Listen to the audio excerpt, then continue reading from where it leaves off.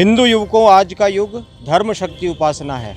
इन्हीं पंक्तियों को सार्थक करने के लिए विश्व हिंदू परिषद बजरंग दल के तत्वाधान में आगामी 2 जनवरी को विशाल शौर्य संचलन का आयोजन किया गया है।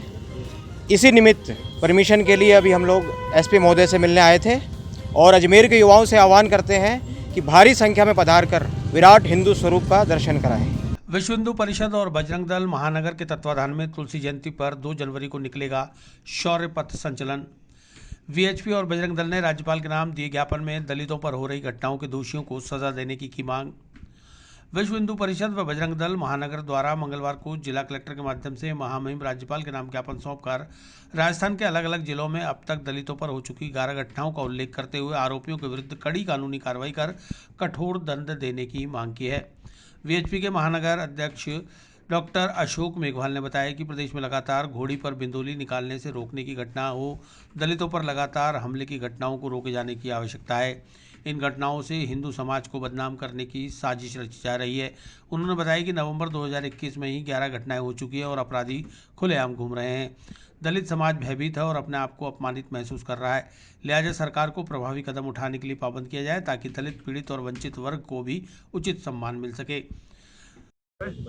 आज हम विश्व हिंदू परिषद के लोग कलेक्टर साहब को ये ज्ञापन देने आए हैं कि हमारे राजस्थान में इस वक्त तक 12 ऐसी घटनाएं हो चुकी है कि जिसको वंचित समाज के लोग, मैं दलित नहीं कहूँगा क्योंकि दलित शब्द एक अपने आप में घृणा का द्योतक है, तो वंचित कहें इसको क्योंकि दलित कोई दलित नहीं है। वंचित किया गया इसलिए वंचित वर्ग के लोगों को घोड़ी से उतार करके मारपीट करके इस तरह की घटनाएं राजस्थान में पहली बार हो रही है। ये हमारे पूरे हिंदू समाज के ऊपर कलंक लगाने का काम षड्यंत्रकारी लोग मिलके इसलिए कर रहे हैं कि हम हिंदू समाज, हम हिंदू सनातनी धर्म वाले लोग अगर इस हिंदुस्तान में इकट्ठे हो गए, एक हो गए, तो दूसरे लोगों को बड़ी उसमें परेशानी हो रही है कि दुनिया में अगर हिंदुओं को हिंदुस्तान से कहीं जाना पड़े तो दुनिया में उनके लिए कोई राष्ट्र नहीं है। एक नेपाल था, वो भी हिंदू राष्ट्र से ख़त्म होकर के प्रजातंत्र हो गया। और हमारी स्थिति ये है कि हम लोग अब भी अगर इकट्ठे होकर के नहीं रहेंगे तो एक दिन हमें भी पूरा देश इस्लामीकरण हो जाएगा और हम लोग ये जो छोटी छोटी चीज़ों से हमारे अपने समाज के वंचित वर्ग के लोगों को जो अलग कर रहे हैं, ये जानबूझ के अलग किया जा रहा है। हम में से कोई नहीं चाहता कि हमारे समाज का आदमी, मैं भी वंचित वर्ग से हूँ, इसका मतलब नहीं कि मुझसे कुछ भेदभाव कर रहे हैं, कुछ कर रहे हैं, ऐसा बिल्कुल कुछ नहीं है। केवल कुछ लोग पैसे दे करके समाज को बांटने की प्रक्रिया कर रहे हैं जिससे कि देश के टुकड़े हों और देश में ये लोग अलग अलग हो जाएं, इकट्ठे नहीं हों।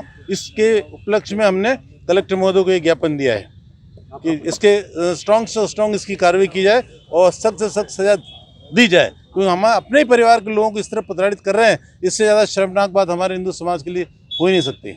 वहीं बजरंग दल अजमेर महानगर संयोजक ओम प्रकाश के नेतृत्व में जिला कलेक्टर को पत्र देकर हर वर्ष की भांति तुलसी जयंती पर्व पर 2 जनवरी 2022 को विश्व हिंदू परिषद और बजरंग दल के संयुक्त तत्वाधान में शौर्य पथ संचलन निकाले जाने की अनुमति देने की मांग की। बजरंग दल संयोजक ओम प्रकाश ने बताया कि वीएचपी और बजरंग दल महानगर का अनुशासित शौर्य पथ संचलन घाटी वाले बालाजी मंदिर से 2 जनवरी प्रातः 12:15 बजे शुरू होकर 1 बजे वापस घाटी वाले बालाजी मंदिर पर संपन्न होगा। इस पथ संचलन में कोविड नियमों की पूरी पालना की जाएगी, लिहाजा पथ संचलन के दौरान सुरक्षा व ट्रैफिक की उचित व्यवस्था करवाई जाए। हिंदू युवकों, आज का युग धर्म शक्ति उपासना है। इन्हीं पंक्तियों को सार्थक करने के लिए विश्व हिंदू परिषद बजरंग दल के तत्वाधान में आगामी 2 जनवरी को विशाल शौर्य संचलन का आयोजन किया गया है। इसी निमित्त परमिशन के लिए अभी हम लोग एसपी महोदय से मिलने आए थे और अजमेर के युवाओं से आह्वान करते हैं कि भारी संख्या में पधार कर विराट हिंदू स्वरूप का दर्शन कराएं।